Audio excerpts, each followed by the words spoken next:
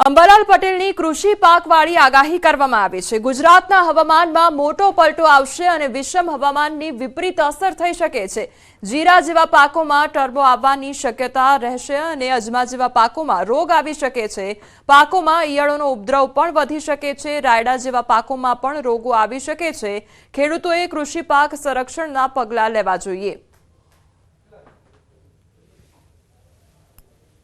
હવામાનમાં એક મોટો પલટો આવશે, જેથી વિષમ હવામાનની વિપરીત અસરના કારણે ઊભા કૃષિ પાકોમાં રોગ આવવાની શક્યતા રહેશે।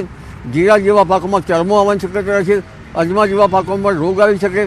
જ્યારે કપાસના ભાગોમાં કપાસના દિવેલાના પાકોમાં લગભગ પાન જે છે ખાખરી પાન ખરી પડે અને પાન અને કેટલીક ઈયળ પડવાની શક્યતા રહેશે। એટલે વિષમ હવામાનની વિપરીત અસરના કારણે પાન કોળી ખાનાર પણ ઈયળો ક્યારેક પડી શકે છે।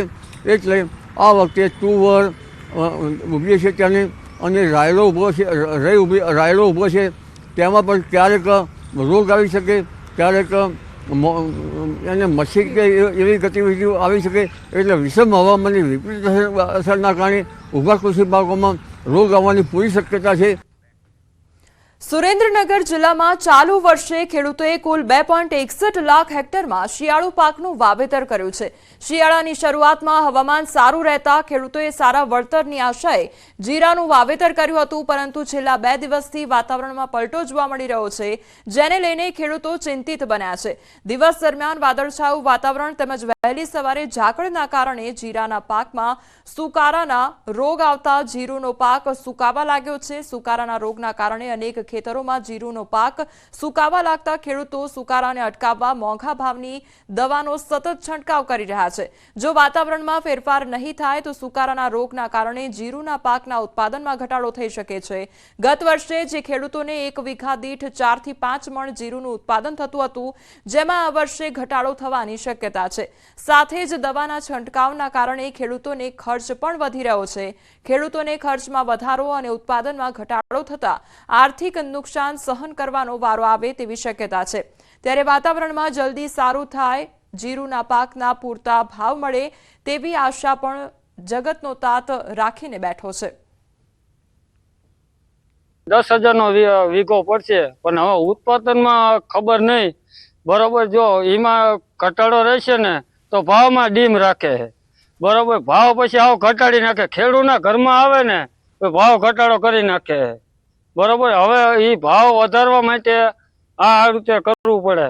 એમાં વાદળાના હિસાબે અમારે અત્યારે હુકારો આવી ગયો અને હજી 50% તો આવી જ ગયો છે। 25 વીઘાના વાવેતર વીઘે ઓછામાં ઓછો 7-8 હજાર રૂપિયાનો ખર્ચો લાગે। તો એના માટે અમારે મોંઘી દવાઈઓ છાંટવી પડે અને ખર્ચા પાડવા પડે, પછી ખર્ચો નીકળે એવું લાગતું નથી વાનના જીરામાંથી। અત્યારે 4 થી 5 હજાર 4.5 આજુબાજુના ભાવ છે। હવામાન પલટો આવવાના કારણે ઝાકર આવે સવારે અને અત્યારે વાદળનું વાતાવરણ થવાથી જીરામાં સુકારો અને ચરમીના રોગ લાગુ પડે। આની કારણે દવાનો ખર્ચ અમારે અત્યારે વધુ થાય છે। એટલે આની માટે હવામાન સારું રહે ને તો ઉતારો અમને ખેડૂતને વધુ મળે, નકર આમાં હવામાન જો પલટો આવશે તો પૂરેપૂરી ખેડૂતોને નુકસાની આવવાની શકે। સુરેન્દ્રનગર જિલ્લો ખેતી આધારિત જિલ્લો છે અને ચાલુ વર્ષે જીરાના સારા ભાવની આશાએ સુરેન્દ્રનગર જિલ્લામાં અંદાજે 80,000 હેક્ટર કરતા વધુ જમીનમાં જીરાનું વાવેતર કરવામાં આવ્યું હતું, પરંતુ ચાલુ વર્ષે છેલ્લા 2 દિવસથી જીરાના પાકમાં ખાસ કરીને સુકારો અને ચરમી નામનો જે રોગ છે, રોગ આવવાની શક્યતાઓ વર્તાઈ રહી છે। કારણ કે છેલ્લા 2 દિવસથી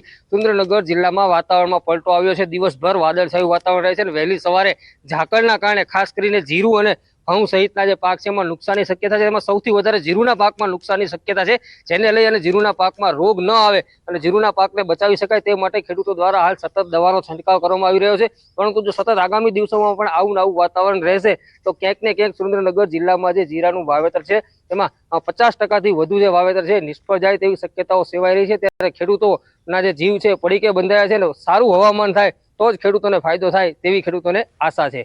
અક્ષય જોશી, ન્યૂઝ 18 ગુજરાતી, સુરેન્દ્રનગર। રાજ્યમાં 6 દિવસ બાદ ફરી માવઠાનો માર જોવા મળશે। માવઠા અંગે આગાહીકાર પરેશ ગોસ્વામીની આગાહી કરવામાં આવી છે। 18 થી 23 જાન્યુઆરીએ પડી શકે છે માવઠું, તો માવઠા બાદ કાતિલ ઠંડી પડશે। ફેબ્રુઆરીમાં કાતિલ ઠંડીનો રાઉન્ડ આવશે। પરેશ ગોસ્વામીએ કરી છે કૃષિ પાક અંગે આગાહી કરતા તેમના દ્વારા કહેવામાં આવ્યું છે કે ખેડૂતોએ હાલ નવું વાવેતર ટાળવું જોઈએ।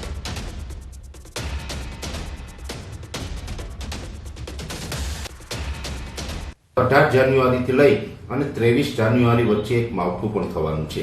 એટલે એ માવઠું થશે, એ માવઠા પછી પણ આપણે ઠંડીનો દોર ચાલુ રહેશે અને જાન્યુઆરી મહિનામાં તો સંપૂર્ણપણે આપણે ઠંડી જોવા મળવાની છે. તો ફેબ્રુઆરી મહિનો છે, ફેબ્રુઆરી મહિનામાં પણ ગયા વર્ષની સરખામણીએ ઠંડી આપણે જોવા મળશે. એટલે ખાસ કરીને આપણે વાવેતર છે એ માર્ચ મહિનાથી જ કરી શકાય એવી શક્યતાઓ છે. જાન્યુઆરી અથવા તો ફેબ્રુઆરી બેમાંથી એક પણ મહિનાની અંદર આપણે વાવેતર કરીએ તો ઠંડી નડશે, ઉગાવો નહીં આવે. એટલે હમણાં કોઈ ખેડૂત ભાઈએ વાવેતર કરવાની તૈયારી ન કરવી. ભલે ડીએપી ખાતરની ગુણીમાંથી કાંકરા નીકળ્યા હોવાની ઘટના સામે આવી છે. વડોદરાના શિનોરની ઘટના સામે આવી છે. એક ગુણીમાંથી 5 કિલો કાંકરા નીકળ્યા અને તે અંગેનો આરોપ લગાવવામાં આવ્યો છે. તેમજ સેગવા ચોકડી ખાતેની તપન ફર્ટિલાઇઝરમાંથી ખેડૂતે ડીએપી ખાતરની ગુણ લીધી હતી અને ખેડૂતોએ શિનોર મામલતદાર, ગ્રાહક સુરક્ષા કેન્દ્ર વડોદરા, કૃષિ વિભાગમાં રજૂઆત કરી છે. તો ખેડૂતો તો કહી રહ્યા છે કે મકાઈમાં નાખવા માટે ખાતર લઈ ગયા અને બોરી ખોલી તો કાંકરા નીકળ્યા હતા.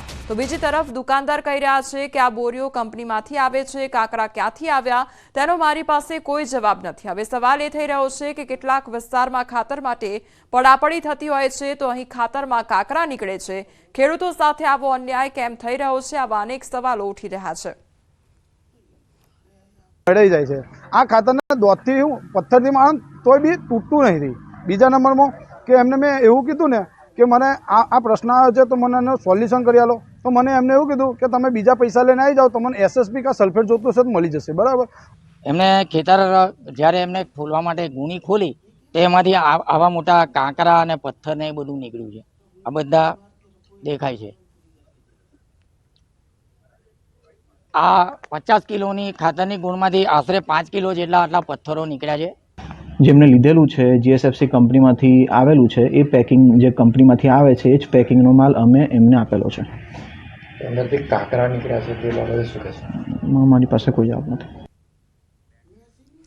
આ તરફ નર્મદામાં વિરોધ માટે ટાવર પર ચડી જવાનો ટ્રેન્ડ જોવા મળ્યો છે અને નર્મદામાં જ 5 થી 6 બનાવો બની ચૂક્યા છે.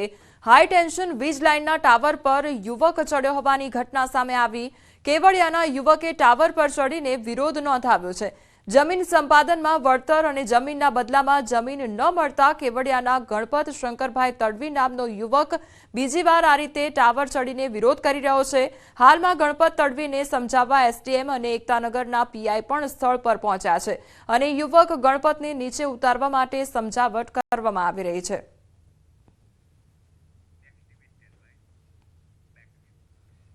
લાંચા અધિકારી બાદ ટેકાના ભાવે મગફળી ખરીદીમાં લાંચ કૌભાંડ સામે આવ્યું છે. મગફળી ખરીદીમાં ખામી નહીં કાઢવાના નાણાં માંગવામાં આવ્યા. મહેસાણાના સતલાસણ એપીએમસીની ઘટના સામે આવી છે. એસીબીએ ટ્રેપ ગોઠવી એકની ધરપકડ કરી તો સહકારી મંડળીના લોકો લાંચ માંગતા હોવાનો આરોપ લગાવવામાં આવ્યો છે. ખામી નહીં કાઢવાના 2 થી 6 હજારની લાંચ માંગવામાં આવી હતી.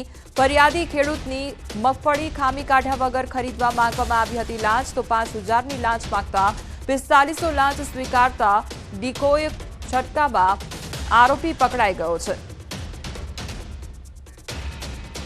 મોબાઈલનો વધુ ઉપયોગ કરનારા હવે સાવધાન થઈ જજો. મોબાઈલમાં વાત કરતી યુવતીને વાલીએ ઠપકો આપતા યુવતીનો આપઘાતનો પ્રયાસ હાથ ધરવામાં આવ્યો. સુરતના માંગરોળ વિસ્તારની આ ઘટના કે જ્યાં આયર્નની ગોળીનો ઓવરડોઝ લઈ આત્મહત્યાનો પ્રયાસ કરવામાં આવ્યો. યુવતી અન્ય યુવક સાથે મોબાઈલમાં વાત કરતા પિતાએ ઠપકો આપતા યુવતીએ આત્મહત્યાનો પ્રયાસ કર્યો હતો. આયર્નની ગોળીનો ઓવરડોઝ લીધો હોવાની જાણ થતાં જ તાત્કાલિક સારવાર અર્થે ખસેડવામાં આવી હતી. સમગ્ર ઘટના અંગે કોસંબા પોલીસે ફરિયાદને આધારે વધુ તપાસ હાથ ધરી છે. એક યુવતી જેની ઉંમર 20 વર્ષની છે તે પોતાના મિત્ર સાથે મોબાઈલ ફોન ઉપર ચેટિંગ કરતી હતી સોશિયલ મીડિયા ઉપર.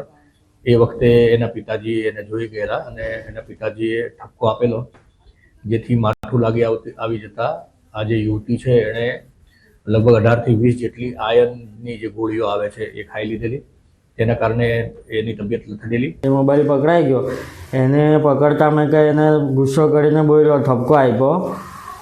તો એના પર એ આખો દિવસ 10 કંઈ નહીં કીધું, નાઇટમાં કંઈ નહીં કીધું. 10 તારીખે સાંજે હું મારી વાઈફને અહીંયા જોબ પર છોડવા આવ્યો હોસ્પિટલ. ત્યારે એણે કંઈ ઓવરડોઝની ટેબ્લેટો ખાઈ લીધી. પેશન્ટ 21 વર્ષનો આવ્યો છે દવા પીને. અત્યારે એની કન્ડિશન સારી છે.